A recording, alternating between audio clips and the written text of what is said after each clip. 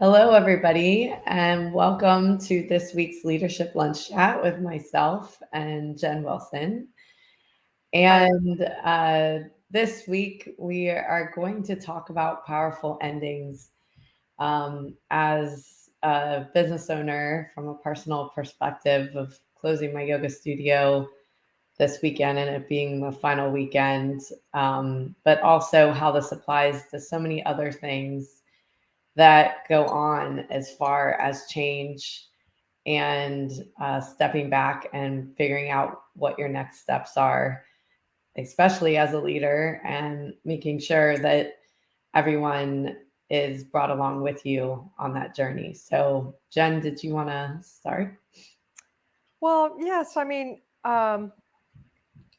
We talked about this being such an important skill, completing.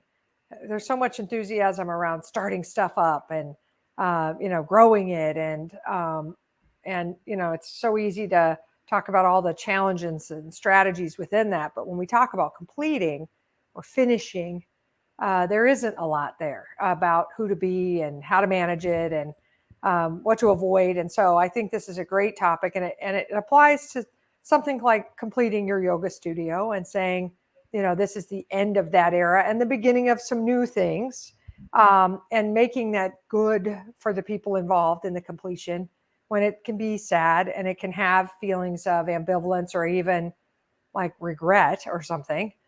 Same with retirements. There's a 10,000 baby boomers reaching retirement age a day in this country, and the completions are all over the place.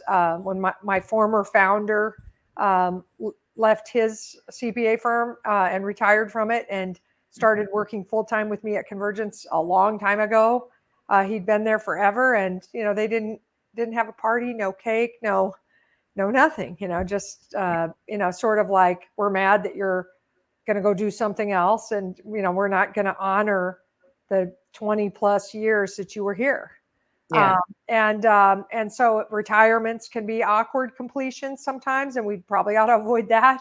And when people leave our firms, I was reading one of the many listserv type group post things that I'm part of in these various CPA associations, and one of them wrote, how do you communicate when people leave? And we're having to do it a lot. And right now we're not communicating anything. We're just letting people find out by, trying to reach the person. They can't find them on Teams anymore. That's how they're finding out they're gone. And that's not a powerful completion. So I think those are all things for us to consider. And maybe we just start, Amy, really talking about like what we're trying to have people feel mm, as they complete, or what you've been trying to make sure people feel as you're completing.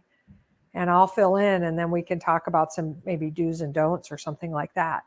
sure. And you may have to catch me if I get caught in emotion, but um, it's a very emotional weekend. Um, and I can, that you go into business for many different reasons. And a big thing that I try to help people with is finding their purpose and not just working to work. Um, and so everything that I create with the people around me is very purpose driven, which obviously makes it even harder to make decisions like this when it's not just arm's length work. Um, and, you know, the process that I've gone through, which has been kind of surreal, um, is first off having to make the decision and really having some arm's length, trying to think of myself as a client versus this is my baby. Yeah. um, but then trying to think about how I do this. We use the word generous in leadership a lot on here, and how I do this with compassion and transparency to all the people around me that are affected by this decision I have to make. And, along the way, you know, there's been ups and downs where, definitely people have come to try to save it. But then when you look at the entire picture of what that would mean, um, you really have to step back and say, is that something that I can even do anymore? Which is an even harder decision because as an entrepreneur, and so many of us are in this boat, that we don't like to give up. We don't like to, I'll just keep going, stretching myself too thin a lot of times, just because I believe, in it. Um, so, there's the journey of the last 5 months since I made the decision has been, you know, a really interesting one to allow people to go through the process with me rather than as an owner just ending it. I think your example of people leaving, which I've heard a number of firms do and not say anything, that doesn't help either because people around them, it doesn't mean that people didn't notice. And then when you don't mention it, it looks like a bigger issue than it is. So it's important that our exit is as graceful as our entrance. And, when thinking about how to exit, I didn't want to just shut the doors. I wanted people to be able to say their goodbyes. And then I started thinking back of how we started with this free grand opening weekend and all the different classes we offered. And that's how we're ending. The same way is in celebration of the community.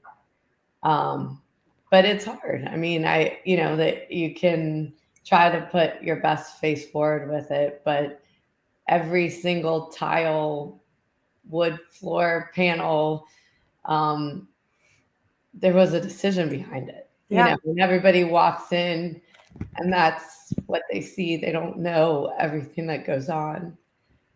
Um, so it's hard, Yeah. but I I'm glad that we're doing it this way because it will even help me as a leader, Of course. um, part with it gracefully. And besides what we're doing for the community, we have just our staff doing a class just by ourselves so we can say goodbye together at the end of this weekend.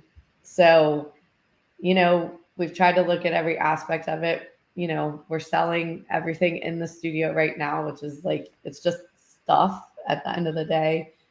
But from a change perspective, there was obviously in hard decisions, there's points which we see with our firms and clients that we work with, where everything is so hard, where you just kind of like throw in the towel or kind of blame everything else. And yeah, in a grieving process, I think we all go through that.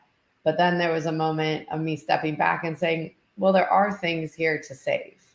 There are things that there's a V2. Yes. And you got to let yourself process. And so when I took a moment to step away from it, I'm like, wait, we have virtual yoga. This can Yes. be a part of what I already do to give people that space every day, wherever you are in the world, not just in our local community, and sharing Mhm. that. And then looking at our teaching training program and other things that we do, of what would be the V2 of that, how would that look? And so that is the important part of understanding what you need to let go of and what is something that has a new life to it that makes sense, at this moment.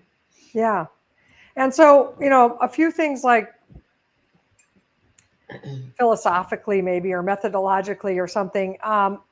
You know, every loss or completion like this or ending, it is the death of something. When a partner retires, it is the death of that career, the ending of that career.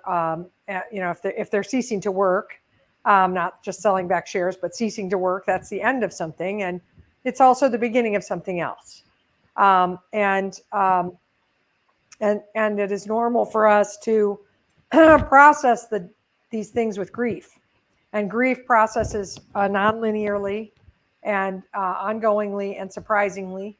There's been lots of documentation about various stages of grief, but one of them is denial. And I've been so, and I think we all process things that aren't working in our practices or in our businesses with denial at first, like I'll just work harder, I'll just try doing more or new things or whatever. But denial is a part of the process. You don't move from denial to the next stage and never go back. It's just, all these stages are cyclical and you move in and out of them and come back to them. But one of them is anger. And I know when firms experience the loss of a person, it's easy for them to be first sad and horrified or whatever, but then angry the person's leaving them, angry that maybe they're leaving in busy season or something, and so we just have to pay attention, like, how am I feeling, who am I being? Because what we want is powerful, positive, generous completions with hope that points to the future of something good. That's what we want. But we have to process our own stuff while we're trying to generate that. And it's hard. I think that's a super hard thing to do, to set aside your feelings of upset, sadness, anger, frustration, all those things, fear, put them aside and say, hey, man, I'm going to be magnanimous and I'm going to be super big about this. And I'm going to figure out how we can be generous and positive and hopeful despite something kind of painful or very painful, depending. So I think that's sort of who we have to be as leaders. And, then you start thinking about, well, so what is the most generous position I can take? And what are the words that we could use to honor this, there's, I don't know whose quote it is, but there's a famous quote out there that says, don't be sad that it ended, be glad that it happened, or something like that. And so how could we honor that it happened, whatever that was? How could we honor somebody's long career with the firm? Or how could we honor that somebody was a contributor but now is leaving? How could we honor clients that we can no longer serve because our capacity is too full and we have to move them out of the practice? How could we be max generous, max honoring, and then, also max transparency? I loved when you said that, and you've been transparent with your people all the way along and allowed them to participate in the process. And because of that, when we have those attributes, people come to acceptance faster, and we do too, which is the final stage of grieving, is acceptance. Like, I accept that this is happening. And then the idea of hopeful, what can I generate out of this that's hopeful? You have your 2.0 that you've generated, which, by the way, as you were saying it, Amy, and you've said it to me before, so it isn't the first time I'm hearing it here live, but yeah. I'm thinking to myself, I'm just going to tell you what went across my brain as you were saying, we're going to practice yoga virtually because we have been anyway, and I'm thinking, and that's where everything in the whole world's headed anyway. And it might turn out to be like the best thing that ever happened. You might find yourself like, creating a following and an opportunity that's even bigger than what you had in the physical studio, because you let go of the studio so you could focus on it. Yeah. And maybe not, but that's what came into my mind, was like, man, you're actually skating to where the puck is truly headed in this country. And away from something that might not have sustainability, whether it's your studio or someone else's. Seriously. So anyway, trying to find that possibility or hope, and calling all your people and all your clients and all your everybody to it, and which by doing it calls you to it also. Yeah. And I just don't think people are thinking this way. So they're like, well, she quit. It leaves a big hole. Let's just be quiet about it. Our team's going to be demoralized. Let's not discuss it. Or we lost a client. Let's not discuss that with the team. Let's wait till after busy season to tell people. All of that is just so, it forces people through the stages of grief without any context and without any hope or possibility to pull them forward. It's such a mistake, the silence of it, or the hiding of things. We have to be, fully out there with what's happening. Well, and I find when we make assumptions about how other people are going to react, it's typically not correct. It's usually based out of our own fear, our own insecurities, and those things are hard to admit many times. But if you're going to be truly honest with yourself as a person, what is the real reason that you aren't saying something? And many times it's because of your own fear, that's getting in the way. And the thing that is really important about transparency and communication is people watch how you handle things and they don't want to be handled that way. Um, I had an experience in my career where I saw someone else at my level being handled very poorly, which that just made me want to leave because I did not want to go through that situation versus had they handled it with professionalism and better communication and better support to that person that had given a lot to Mhm. the business. um, I might have not run scared, but at that age, I was worried about my own stuff after I watched what they did. Yes. So, um, just remember people are watching. Like, just because you don't say the words, people watch and they apply it to themselves because it's always going to be the what's in it for me. Um, you know, Yes. and you may not want to hear that, and you may not want to, you know you might get mad that people feel that way, but you're feeling that way too. You're trying to protect what's yours, but you can't change the paradigm. And that's the biggest thing that I'm seeing right now, is trying to hold on to the past. And that is something I'm having to go through with the studio, right? Like I want to hold on to that community, to that camaraderie I have with the teachers, and how beautiful it is. But it hasn't been that way for a little bit now, and it's going to be something else. So I think it's really important that you're really, really, really honest with yourself of when people say they need certain things, you can't ignore it. Like you just can't. And that's what I'm seeing so much. And so that is what drives people to leave, when they feel like they aren't being heard, they aren't being seen, and when they're not being treated with respect and honesty on the way out. Your exit is just as important as when you're excited for someone to come in, because those people in the world, like if they leave your firm, they are always going to say they worked at your firm. They are still an ambassador for your firm. So, how they feel when they exit is how they're going to talk about you in the community. And it is an incestuous community. Yes. I don't care how, It's a small world, yeah. right? And so people's brand matters all the way through the end, and ongoing, of how you keep people in the loop. Big time. And everybody comes back, That's what I've learned. I Mhm. end up, and I don't mean comes back to work for us. Right. I just meant they loop back. We loop back to them. I mean, Right. that's how the world works.